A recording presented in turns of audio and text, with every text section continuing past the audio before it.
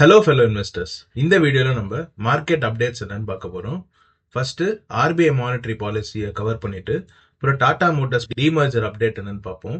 அதுக்கப்புறம் current situation படி மார்க்கெட்ல எந்த இடத்துலலாம் இன்வெஸ்ட்மெண்ட் ஆப்பர்ச்சுனிட்டிஸ் இருக்குன்னு பிரீஃபா பார்க்கலாம். ஃபர்ஸ்ட் நம்ம RBI மானிட்டரி பாலிசி பத்தி டீடைலா பார்த்துருவோம். RBI மானிட்டரி பாலிசியில RBI ரெப்போ ரேட்டை அன்சேஞ்சா 5.5%லே மெயின்டைன் பண்ணியிருக்காங்க. அவங்களோட பாலிசி ஸ்டான்ஸையுமே நியூட்ரல்னே மெயின்டைன் பண்ணியிருந்தாங்க. போன மீட்ல வந்து அவங்க அகாமடேட்டிவ் ஸ்டான்ஸ்ல இருந்தாங்க. இப்போ நியூட்ரல் ஸ்டான்ஸ்லேயே வந்து மெயின்டைன் பண்றாங்க. மானிட்டரி பாலிசி கமிட்டி ஒரு டவ்விஷ் பாஸ் கொடுத்துருக்காங்கன்னு வந்து அனலிஸ்ட்லாம் சொல்லியிருக்காங்க. இந்த டவ்விஷ்ங்கிற வார்த்தைக்கு என்ன அர்த்தம் நம்ம இப்போ பார்க்கலாம். பாலிசி வைஸ் பார்க்கும்போது டவ்விஷ், ஹாக்கிஷ் அப்படின்னு ரெண்டு விதமா வந்து டிஸ்கிரைப் பண்ணுவாங்க. டவ்விஷ்ங்கிறது வந்து ஒரு புல்லிஷ் சைன் தான். அதாவது இப்போதைக்கு எந்த கன்சர்னிங் ஃபேக்டர்ஸும் நம்ம எக்கானமியில் இல்லை, ஸோ பெருசாக கவலைப்பட வேணாங்கிற ஒரு டோனில் RBI பேசியிருந்தாங்கன்னா அது வந்து ஒரு டவ்விஷ் சிக்னல். கன்சர்னிங் ஸ்டேட்ல இருக்கும், நம்ம வந்து இன்ட்ரெஸ்ட் ரேட்டை உடனே அதிகமாக கம்மி பண்ண வேண்டியிருக்கு, இல்லை ரொம்ப அதிகமாக ஏற்ற வேண்டியிருக்கு அப்படின்னு வந்து ஒரு பெரிய சேஞ்சை கொண்டு வர நிலைமையில நம்ம எக்கானமி இருந்ததுன்னா அப்போ RBI வந்து ஹாக்கிஷாக இருப்பாங்க. அது வந்து ஒரு பேரிஷ் சிக்னல். ஸோ டவ்விஷ் பாஸ்ங்கிறது நம்மளுக்கு ஒரு புல்லிஷ் சிக்னல். அதனால தான் இன்னைக்கு ஸ்டாக் மார்க்கெட்ல கூட நம்ம நிஃப்டியும் அதர்ஸ் இண்டிவிஜுவல் ஸ்டாக்ஸுமே வந்து நல்லா பெர்ஃபார்ம் பண்ணி பார்த்துருப்பீங்க.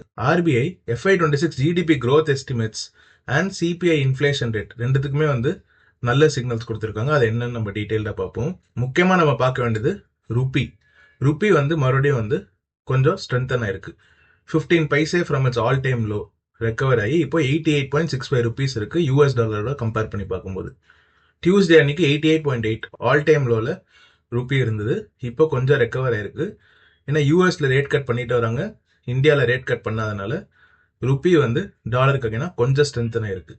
பட் இது வந்து கண்டிப்பாக இங்கேருந்து வீக்கன் தான் ஆக போகுது.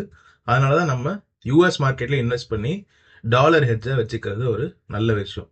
அப்படி யூஎஸ் மார்க்கெட்ல நீங்கள் இன்வெஸ்ட் பண்ணலனாலும் இங்கே இருக்கிற ஐடி கம்பெனிஸ், இல்லை ஃபார்மா கம்பெனிஸ், சில யூஎஸ் எக்ஸ்போஷர் இருக்கிற கம்பெனிஸ்லாம் இன்வெஸ்ட் பண்ணீங்கன்னா உங்களுக்கு டாலர் ரிட்டர்ன்ஸ் கிடைக்க வாய்ப்பு இருக்கு. அது மூலியமா நீங்கள் வந்து இந்த கரன்சி இஷ்யூவை வந்து சால்வ் பண்ண ட்ரை பண்ணலாம். மெஜாரிட்டி ஆஃப் த போர்ஷன் அங்கே இருக்கணுங்கிற எந்த கட்டாயமே இல்லை. நீங்கள் ஃபுல் அண்ட் ஃபுல் இந்தியாவிலே இன்வெஸ்டடாக இருந்தால் கூட உங்களுக்கு நல்ல ரிட்டர்ன்ஸ் தான் கண்டிப்பாக கிடைக்கும். இப்போ நம்ம RBIயோட GDP growth estimates என்னன்னு பார்ப்போம்.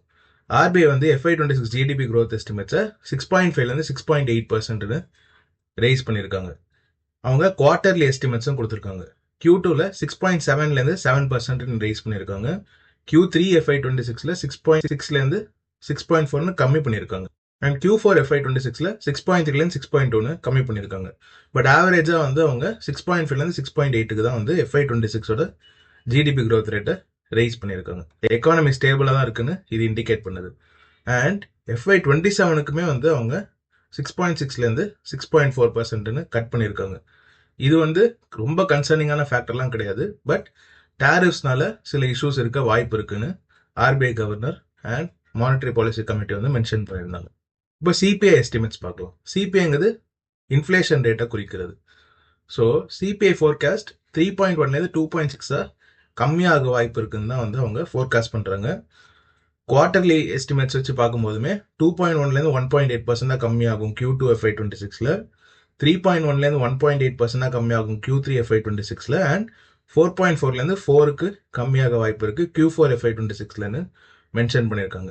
இன்ஃப்ளேஷன் ரேட் கம்மியாக ஆக நம்மளுக்கு ரேட் கட் வர பாசிபிலிட்டி நிறையவே அதிகம். ஏன்னா இன்ஃப்ளேஷன் அதிகமாயிட்டே இருந்ததுன்னா அப்போ நீங்கள் ரேட் கட்டும் பண்ணும்போது ருப்பி இன்னுமே வீக்கன் ஆக வாய்ப்பு இருக்கு, இன்ஃப்ளேஷன் இன்னுமே அதிகமாக வாய்ப்பு இருக்கு.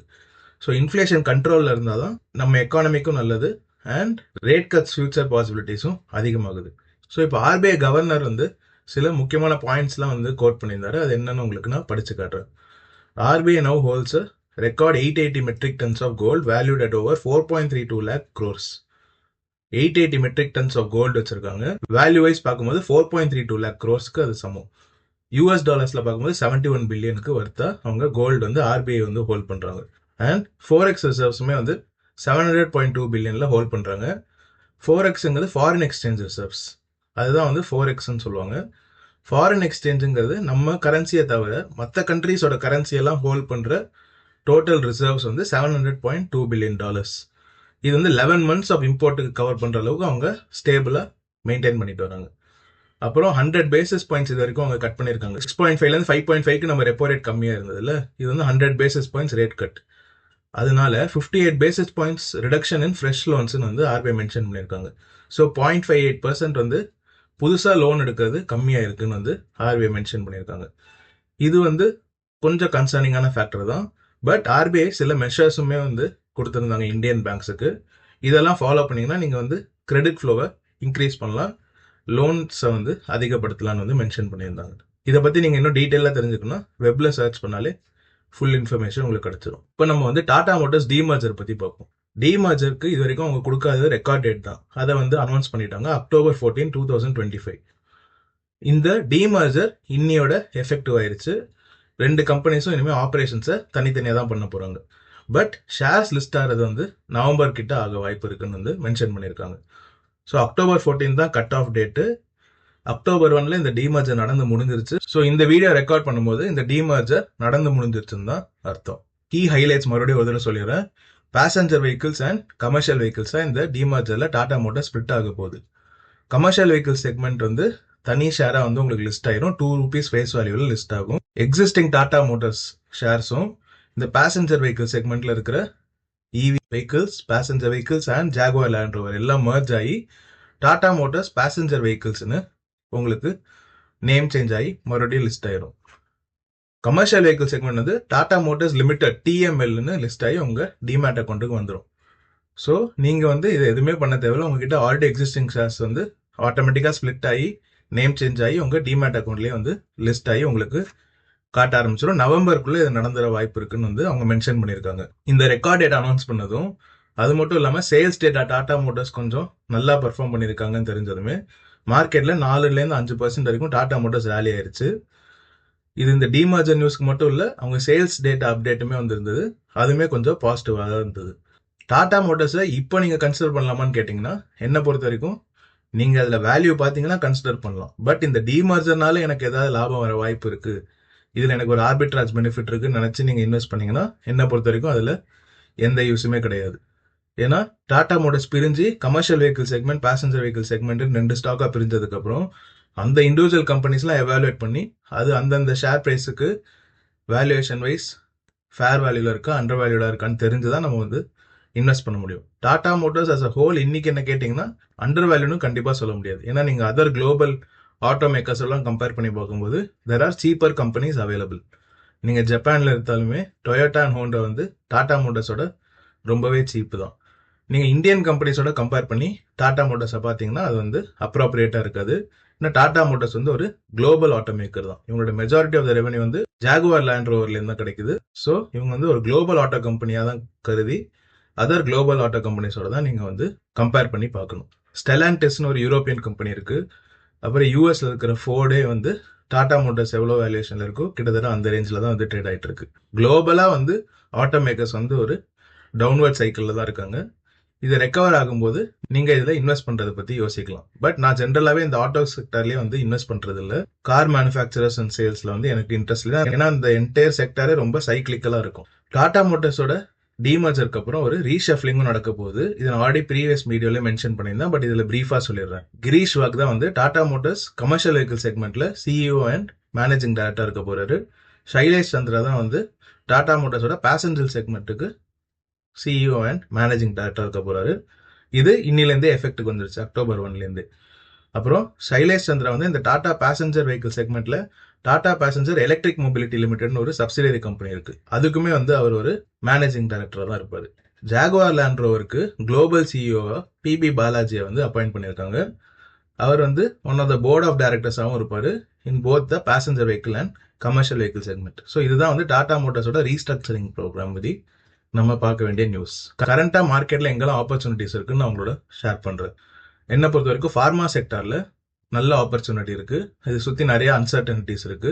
So pharma sector as a whole, pharma பி CTFஓ இல்லை நீங்க அதர் மியூச்சுவல் ஃபண்ட்ஸ் மூலியமாவோ நீங்க ஃபார்மா செக்டர் அஸ் அ ஹோல்லேயே வந்து இன்வெஸ்ட் பண்ணலாம். நான் ஸ்பெசிஃபிக்காக வந்து ஸ்டாக் பிக் பண்றதுனால சிப்லா, டாக்டர் ரெட்டி அண்ட் நாட்கோ ஃபார்மால தான் ஃபோக்கஸ் பண்றேன். முக்கியமாக Cipla and Natco pharma.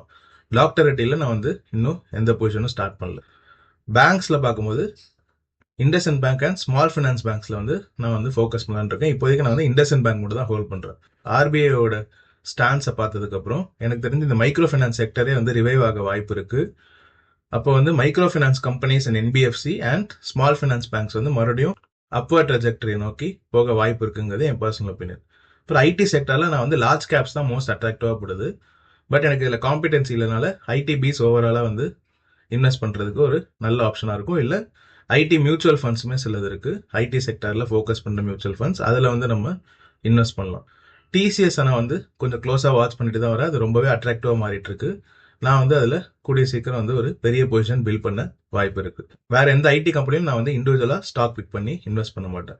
கன்சம்ஷனில் ITC, Jyothy labs and PG Electroplast தான் நான் ஃபோக்கஸ் பண்ணுறது. லாங் டேர்மில் பார்க்கும்போது நிஃப்டியும் கன்சம்ஷன் செக்டரையும் கம்பேர் பண்ணி பார்க்கும்போது கன்சம்ஷன் வந்து எப்பவுமே அவுட் பெர்ஃபார்ம் பண்ணும். இப்போ last few years under perform பண்ணிட்டு இருக்கு. ஸோ கன்சம்ஷன் செக்டரில் நீங்கள் வந்து எஸ்ஐபி பண்ணுறதுக்கு இது ஒரு நல்ல ஸ்டார்டிங் பாயிண்டாக இருக்க வாய்ப்பு இருக்கு. இண்டெக்ஸ் இன்வெஸ்டிங், பாசிவ் இன்வெஸ்டிங் பண்ணணும்னு நினைக்கிறவங்களுக்கு Nifty 50, Nifty IT, Nifty pharma, Nifty FMCG இந்த 4 இண்டெக்ஸில் வந்து என்னை பொறுத்த வரைக்கும் ஆப்பர்ச்சுனிட்டிஸ் இருக்கு. ஸோ இந்த வீடியோவில் நம்ம ஆர்பிஐ மானிட்டரி பாலிசி பற்றி டீட்டெயிலாக பார்த்துருந்தோம். டாடா மோட்டர்ஸ் டிமர்ஜர் பற்றின அப்டேட்ஸையும் வந்து உங்களோட நான் ஷேர் பண்ணியிருந்தேன். அண்ட் கரண்டாக மார்க்கெட்டில் எங்கெல்லாம் ஆப்பர்ச்சுனிட்டிஸ் இருக்குங்கிறத உங்களோட ஷேர் பண்ணியிருந்தேன். இந்த ஆர்பிஐ மானிட்டரி பாலிசி பற்றி உங்களோட கருத்து என்னன்னு கமெண்ட் செக்ஷனில் சொல்லுங்கள். டாடா மோட்டர்ஸை இந்த டிமர்ஜருக்காக நீங்கள் வந்து வாங்க போறீங்களான்னு கமெண்ட் செக்ஷனில் சொல்லுங்கள். இந்த வீடியோ உங்களுக்கு யூஸ்ஃபுல்லாக இருந்தால் லைக் பண்ணுங்கள், உங்கள் ஃப்ரெண்ட்ஸ் அண்ட் ஃபேமிலிக்கு ஷேர் பண்ணுங்கள், இந்த சேனலுக்கு சப்ஸ்கிரைப் பண்ணி என்ன சப்போர்ட் பண்ணுங்கள். Thank you so much.